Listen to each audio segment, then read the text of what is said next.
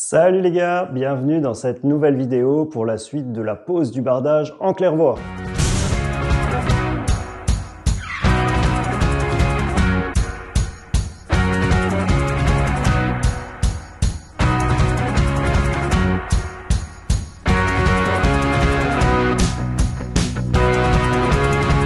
Je vais commencer par habiller les tabliers de mes portes-fenêtres et portes de garage, donc avec les mêmes tôles, des tôles anthracite. Là, c'est une chute, mais j'ai acheté des tôles, elles font, il me semble, 3 mètres par 1,25, quelque chose comme ça. C'est des tôles anthracite. Donc moi, c'est la couleur qui matche le mieux, que ce soit avec le bardage ou mes menuiseries qui sont déjà en RAL 7016 anthracite, donc ça va très bien. Alors le problème, c'est pour les couper proprement. Donc si tu fais comme moi, ce sera pas forcément problématique, ta coupe, tu ne la verras pas.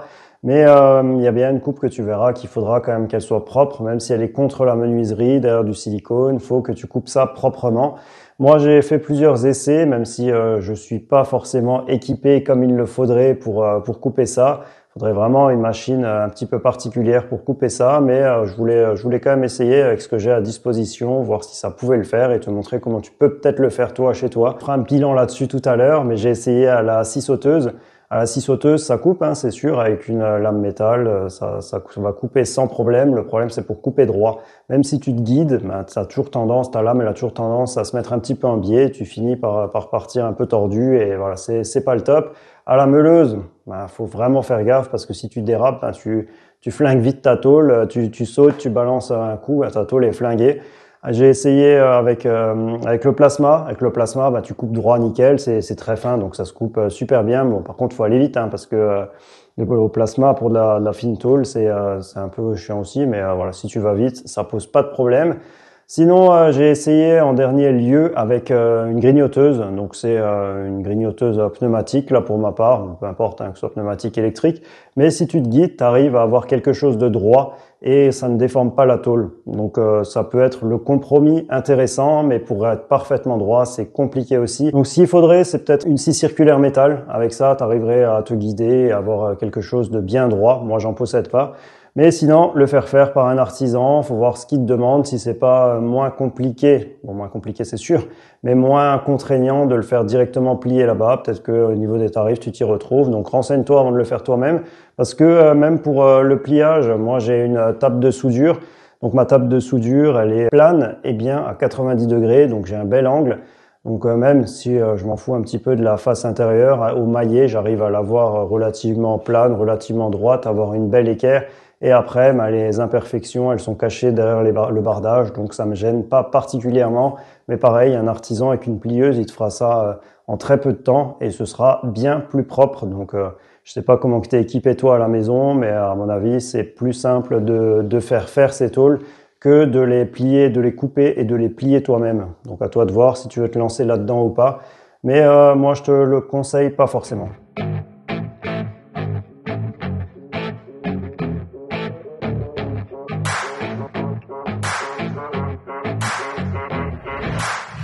Ça y est, c'est en place. J'ai préféré le coller plutôt que le visser. Esthétiquement, je trouve ça vraiment plus propre d'avoir des tabliers juste avec la couleur anthracite plutôt que d'avoir des vis qui traînent par-ci par-là. J'ai utilisé du mastic colle en cartouche. Ça colle très fort, ça colle bien. T'en mets uniformément un peu partout. Tu regardes bien ton aplomb, tu regardes que tu sois bien droit, que t'aies pas non plus une surcharge à un endroit. Vérifie bien ça parce qu'après tu peux plus le modifier une fois que la colle a tiré. Pour le dessus, c'est la même chose, sauf que j'ai utilisé là des étais-top pour caler, pour le garder bien plaqué. C'est pas censé bouger avec la colle que j'ai utilisée, mais au moins là, je suis sûr. Sur la face avant, je les ai vissés avec les mêmes vis que j'ai utilisées pour le lattage. Tout simplement pour que ce soit bien calé en butée. De toute façon, la partie là ne sera pas visible, elle sera cachée derrière le bardage. Donc là, je suis tranquille, je suis nickel, mes tabliers sont propres. Je vais pouvoir préparer mon bardage. Ça y est, c'est parti pour les coupes des lambourdes. Donc c'est toutes les lambourdes que je vais utiliser cette fois-ci pour le bardage, donc pour le claire-voie qu'on va voir en finition. D'un côté, je fais une coupe à 15 degrés tout simplement pour faire un rejet d'eau, que l'eau ne vienne pas vers la façade et ne vienne pas stagner entre une lambourde par exemple et le bardage tout simplement. Et la deuxième coupe pour le garage, en tout cas, je la fais à 45 degrés. C'est un petit peu particulier. Je suis passé devant les couvre-murs pour déjà un visuel, pour avoir un visuel vraiment uniquement bois et ne pas avoir de couvre-mur. Et la deuxième raison, c'est que c'était tout simplement pas prévu. J'avais pas prévu de mettre du bardage à cet endroit-là, donc mon couvre-mur, ma couvertine n'est pas assez large pour couvrir le bardage. Donc voilà, je trouve que c'est esthétique comme ça. Niveau durée de vie, c'est sûr, ça prend un peu plus les intempéries. On verra ce que ça dit dans le temps. Je te referai une vidéo dans l'an prochain ou dans quelques années. Comme ça, on verra comment que le bois a vieilli. Ça y est, on va enfin voir l'esthétique de notre bardage parce que là, on va poser les lambourdes. Donc pour ça, j'ai choisi de clouer. Donc c'est un choix, hein, toi de voir si tu veux mettre clou, vis, voilà, peu importe. Par contre, de l'inox, absolument toujours de l'inox A2, A4, à toi de voir. Donc moi, j'ai choisi des pointes en bande inox, donc A4 que je vais insérer dans mon cloueur. Par contre, une fois que tu as fini ta journée avec ce cloueur, tu sais ce que tu as fait, hein, ça pèse son poids. Hein. Je ne sais pas s'il en existe des légers qui font le job, tu pourras regarder, mais que ce soit électrique, pneumatique, c'est toujours des beaux engins, donc que ce soit en bande ou en rouleau, vraiment à toi de voir. Mais prends un bon cloueur, histoire de ne pas avoir à repasser derrière à chaque fois, à devoir taper tes clous au marteau, voilà, c'est vraiment pas le but. Hein. Donc cherche un bon cloueur, même tu peux en louer, hein, donc c'est juste pour poser ton bardage chez toi à la maison, tu n'as pas forcément besoin d'acheter un cloueur, tu peux très bien le louer.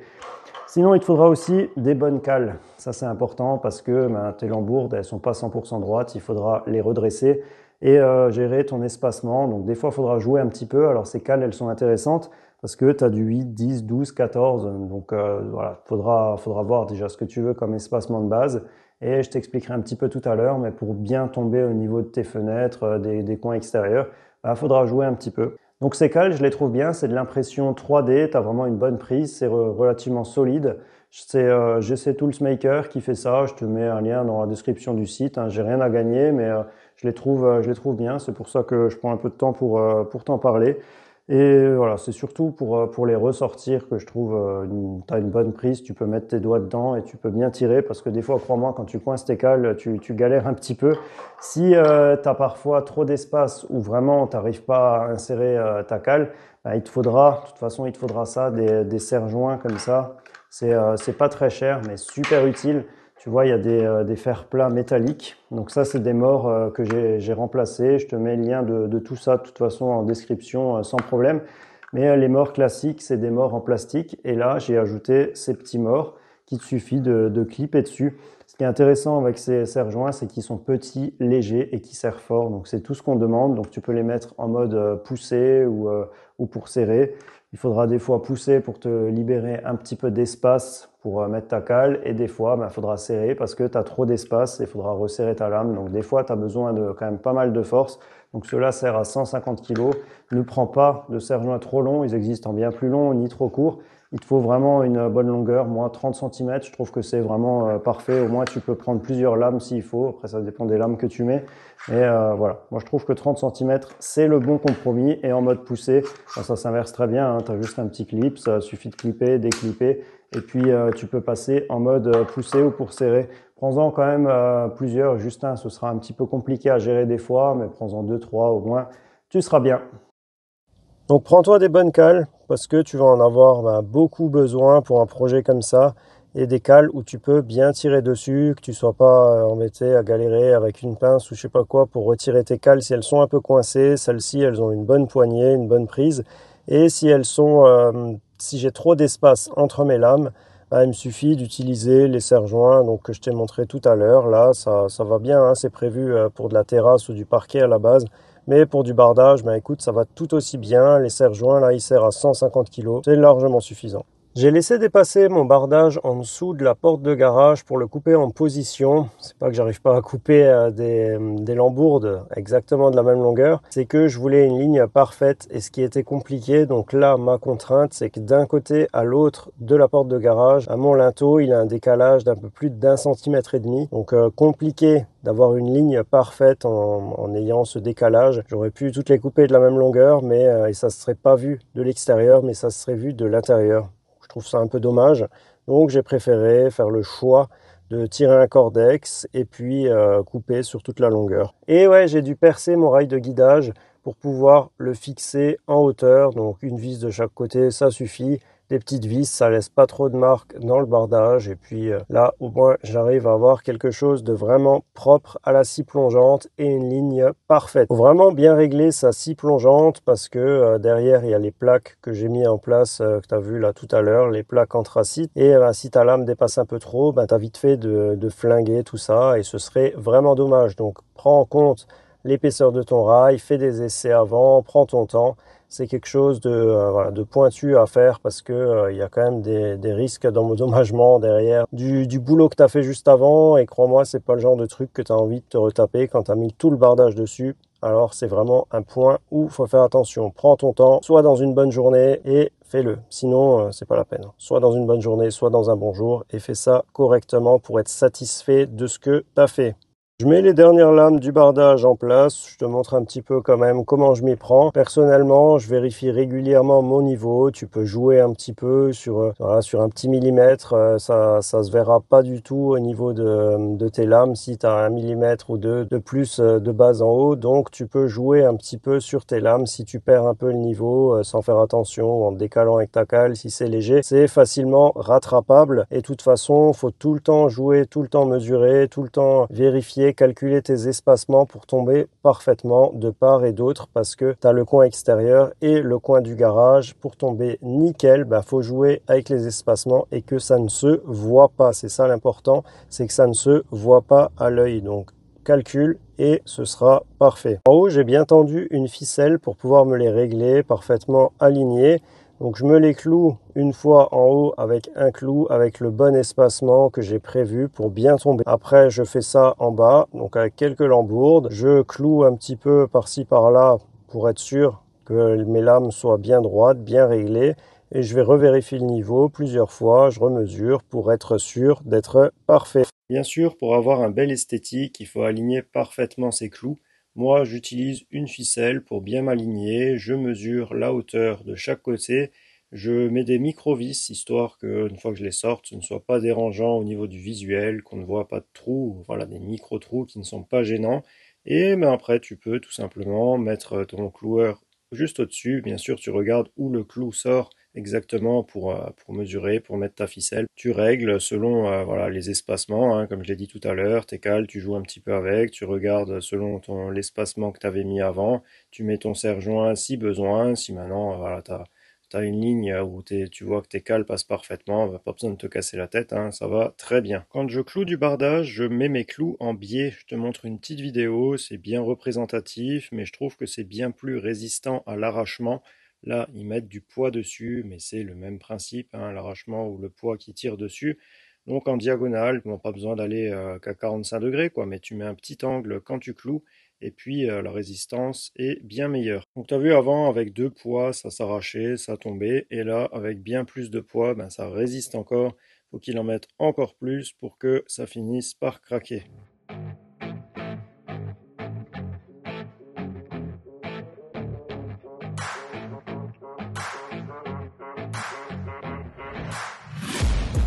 Taking shots at the enemy, I'm gonna make it to the top, leave a legacy.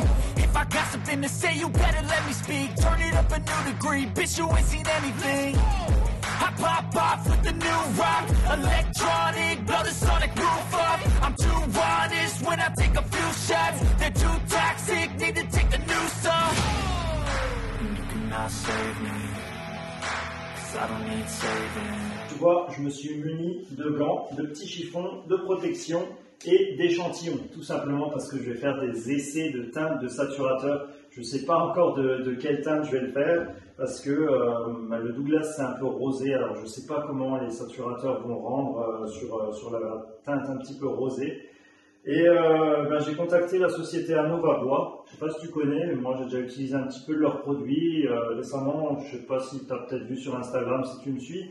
J'avais fait une étagère en bois brûlé, une étagère intérieure, et ça fonctionnait vraiment bien, du bois vraiment carbonisé. Tu mettais un produit et puis après un vernis et ça fonctionnait au top. Alors comme ils font pas mal d'autres produits, des vernis, des saturateurs, je me suis dit je vais les contacter pour discuter traitement avec eux. Et comme j'étais indécis sur la teinte, ils m'ont proposé de m'envoyer des échantillons. Donc là, ils m'ont envoyé toute la gamme de teintes qu'ils font. Donc je vais te montrer ça tout à l'heure d'un petit peu plus près. Tu vois, je me suis fait des petits tronçons.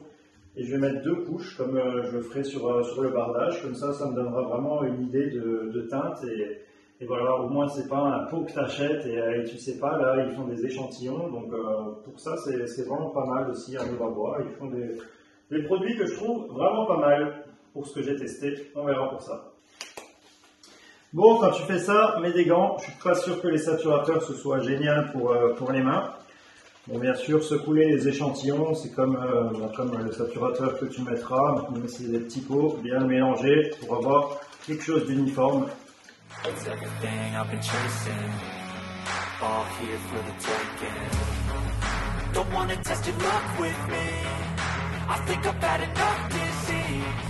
I'm sick of all the bad thoughts, people who are half-nots. You are not as tough as.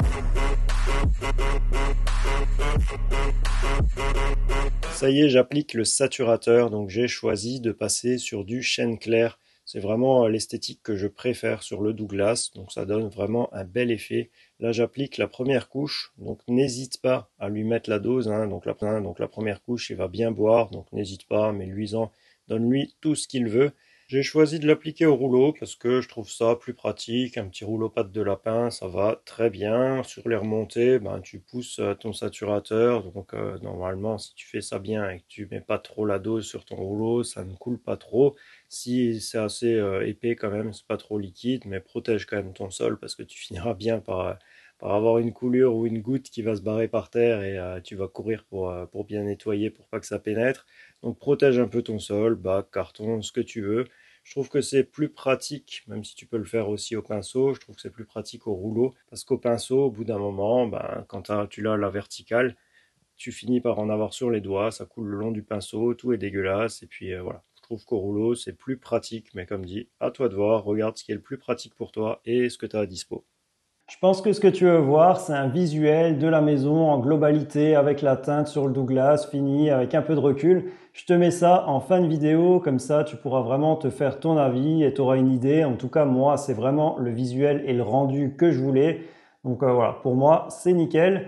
Sinon, si tu as regardé les 3 vidéos, que tu comptes te lancer dans un projet comme ça, regarde la synthèse jusqu'à la fin parce que je te ferai passer une info importante. Sinon, je sais que cette vidéo était attendue, donc j'espère qu'elle aura répondu à toutes tes questions. Si c'est pas le cas, écris un commentaire en dessous et je t'y répondrai avec plaisir. Sinon, j'ai déjà eu des retours en commentaire ou en message privé sur différents réseaux me disant des trucs comme le bois en extérieur, ça fait chier, c'est chiant, faut l'entretenir, ça travaille, machin. Ah ouais, je peux pas nier ça, mais voilà, il y a quand même un visuel qui est vraiment sympa. C'est quand même quelque chose, le bois, moi j'aime ça. Après, voilà, c'est un choix. Quand tu fais ça, tu le fais en connaissance de cause. Si tu le fais toi, c'est en connaissance de cause. Tu sais que tu vas devoir le retraiter derrière. Donc là, je l'ai traité. Je referai une vidéo peut-être dans 1 an pour te dire, voilà, là, ça fait 1 an que je l'ai traité avec tel et tel produit. Et il est encore bien ou il est plus bien et ne prends pas ce produit. Donc je pense pas que ce sera le cas parce que je crois quand même en ce produit à Nova Bois. Donc on verra, je te ferai un retour dans tous les cas. Je te ferai aussi un retour peut-être quand il faudra le retraiter. Donc je sais pas, 3, 4 ans, plus, moins, je sais pas exactement. Mais en tout cas, quand il faudra que je le retraite, je te ferai un retour et je te dirai, là ça fait je sais pas, 4 ans ou 5 ans que je l'ai traité, c'est le moment de le retraiter. Donc tu sais que si tu prends ce produit, tu peux tenir 5 ans comme ça, tu es tranquille, même la première fois. Et je ferai une vidéo aussi prochainement, donc l'info importante elle est là, pour te dire des bêtises que j'ai fait, voilà, il y a des petites choses qui auraient peut-être à améliorer. J'ai eu des retours constructifs, donc j'aurais acheté différemment, j'aurais peut-être fait des choses, et c'est même certain, j'aurais fait des choses différemment. Donc n'hésite pas à t'abonner et à activer la petite cloche pour être averti de la prochaine vidéo ou des prochaines vidéos si ça t'intéresse. N'hésite pas non plus à mettre un petit pouce là en dessous parce que déjà ça fait plaisir et puis ça fait remonter un petit peu la chaîne, donc c'est sympa. Et je te laisse avec un visuel de la globalité du bardage que j'ai posé, comme ça tu pourras vraiment te faire une idée et je te dis à bientôt.